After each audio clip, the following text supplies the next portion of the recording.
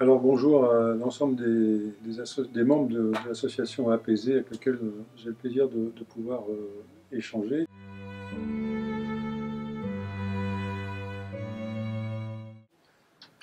Donc c'est très important d'avoir un neurochirurgien référent ou de pouvoir au moins voir une fois un neurochirurgien pour bien se faire préciser le cadre exact dans lequel on se trouve, étant donné qu'il y a par exemple des situations qui peuvent être tout à fait nettes, caractéristiques, conduisant à une prise en charge spécialisée, médicale, régulière, d'année en année.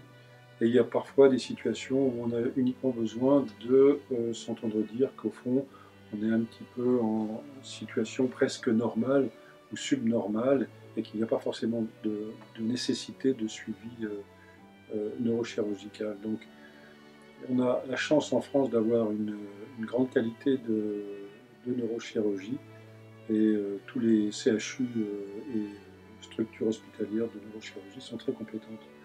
Alors à l'époque, en 2007, au moment de la labellisation, on avait fait un appel d'offres pour se faire préciser quels étaient les centres et quels étaient les neurochirurgiens dans ces centres qui étaient motivés et impliqués dans la prise en charge de ces pathologies. Et on avait établi une liste. Alors, la liste a besoin d'être réactualisée. Et je dirais que c'est à la fois très bien que 60% des neurochirurgiens consultés soient présents dans ce listing, et que ça montre qu'il faut qu'on le réactualise certainement. Je pense que c'est pas plus mal que les personnes qui ont une bonne qualité de prise en charge, qui le jugent comme tel, si elles identifient le fait que le neurochirurgien ne fait pas partie de la liste des centres de compétences, qu'elles nous remontent l'information et qu'on fera la démarche ensuite auprès du professionnel de santé pour l'impliquer, l'associer à la démarche.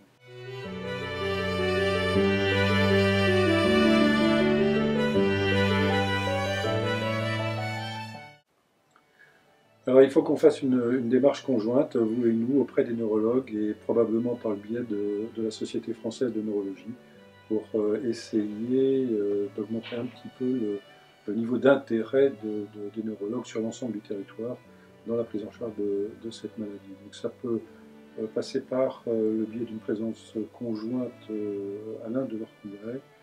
Je crois que vous aviez suggéré un système de questions-réponses via éventuellement un support type poster ou quelque chose d'un petit peu plus interactif qui reste à définir pour essayer un petit peu de solliciter leur intérêt. C'est important qu'il puisse y avoir éventuellement une double prise en charge, neurochirurgien et neurologue, et que ce soit de façon conjointe et pas de façon exclusive l'un ou l'autre, parce que comme on fait par exemple avec certaines tumeurs cérébrales et l'épilepsie, que le suivi conjoint est vraiment profitable aux personnes et à tout le monde. Mais je pense que pour les neurologues, il faut avoir une question assez précise. C'est-à-dire, est-ce que vous pouvez le prendre en charge pour la douleur neuropathique, est-ce que vous pouvez l'équilibrer? Et ils le feront très bien et ils auront plus de temps de disponibilité probablement qu'un certain nombre de neurochirurgiens. Et à l'inverse, le neurochirurgien est probablement un petit peu plus impliqué dans le suivi global de la maladie, dans l'aspect un petit peu anatomique, progression, évaluation de la cavité syringomyélique elle-même, de la jonction crânio-cervicale, connaîtra probablement un peu mieux les différentes anomalies dysgraphiques de la jonction crânio-cervicale. Pour un suivi conjoint avec une question relativement claire et précise vis-à-vis du neurologue.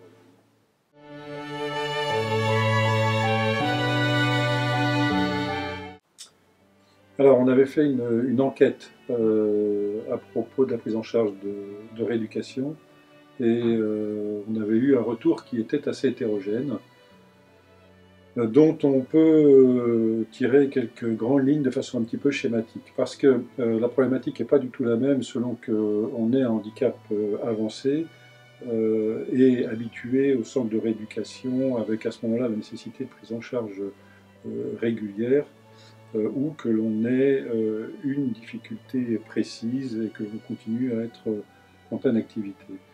Là encore, la kiné, c'est tout à fait utile, à condition de bien définir l'objectif. Et il faut qu'il y ait, soit avec le médecin traitant, soit avec le neurochirurgien, soit avec le neurologue, il faut qu'il y ait une définition, une évaluation.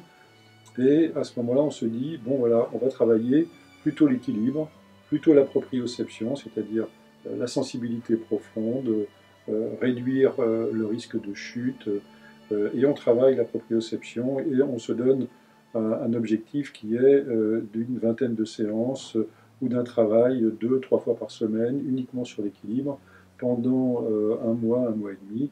Et ça peut être répété 2 fois par an par exemple, selon les périodes. Donc ça c'est un exemple de prise en charge. Ça peut être la proprioception, ça peut être au contraire le renforcement musculaire de un ou deux groupes musculaires qui vont poser question, et en réalité les intéressés le savent mieux que les médecins. Ils formulent la demande, ils ciblent la problématique, et à ce moment-là, oui, c'est tout à fait pertinent. Et le kiné, il voit les limites, il voit le contrat, il voit le début, il voit la fin, il est utile, il est efficace, et c'est gratifiant pour tout le monde. Ce qu'il ne faut pas, c'est partir dans l'idée d'une prise en charge un petit peu globale de la rééducation qui va faire réverser la maladie, parce que de facto, c'est évidemment pas exact. Alors, à l'autre bout de la chaîne, il y a par exemple une situation de paraplégie post-traumatique avec syringomyélie, où là, c'est dans le cadre d'une prise en charge qui existe déjà, où il faut revenir auprès du médecin de rééducation, voir si on réorganise un séjour en hospitalisation ou en hôpital de jour, une fois, 2 fois par an de nouveau, de façon relativement ciblée. Et puis, ça peut être d'autres cibles comme la spasticité, qui heureusement est relativement rare dans le cas des syringomyélies, où on fait des étirements. Ça peut être à visée un petit peu antalgique sur la levée de contractures, l'utilisation de chaud, de froid, de balnéothérapie, un petit peu d'électrostimulation. Bon, et après, il y a le champ un petit peu de ce que peut représenter l'hypnose, mais peut-être que Madame Noir pourra en dire un petit mot. Voilà, donc je pense que le message, c'est encore une fois de définir la cible. Est-ce que c'est renforcement musculaire, réentraînement à l'effort, équilibre, proprioception? Est-ce que, et puis une durée relativement courte dans le temps, assez définie, parce que la problématique corollaire est évidemment la fatigabilité que ça risque d'induire.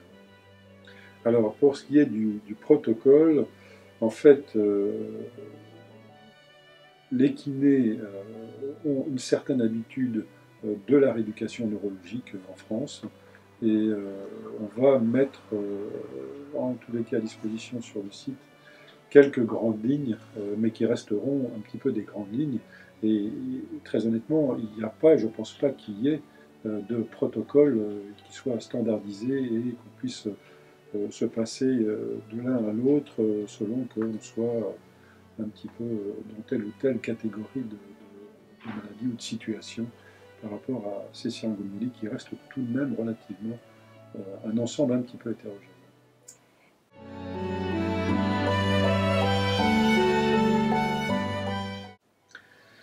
Alors, l'ergothérapeute, c'est une profession paramédicale qui est un petit peu différente dans la mesure où, à ma connaissance, jusqu'à il y a peu de temps, elle n'était pas installés en ville, en libéral, que leurs actes ne sont pas cooptés, reconnus par la sécurité sociale, et que les ergots donc sont rattachés à des structures de santé, des centres de rééducation, des ergothérapeutes des maisons départementales pour le handicap, et avec un regard donc d'interface d'aménagement de l'environnement, de l'espace, du domicile, de la cuisine, de la salle de bain, mais aussi pour la confection d'attelles de repos, en particulier pour les mains, pour éviter certaines déformations.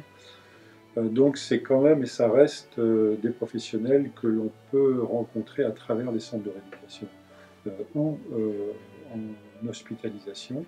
Donc on essayera, nous, de mettre à disposition une compétence d'ergothérapeute à partir de l'hôpital du jour, mais ce n'est pas pour nous actuellement un centre de référence d'actualité.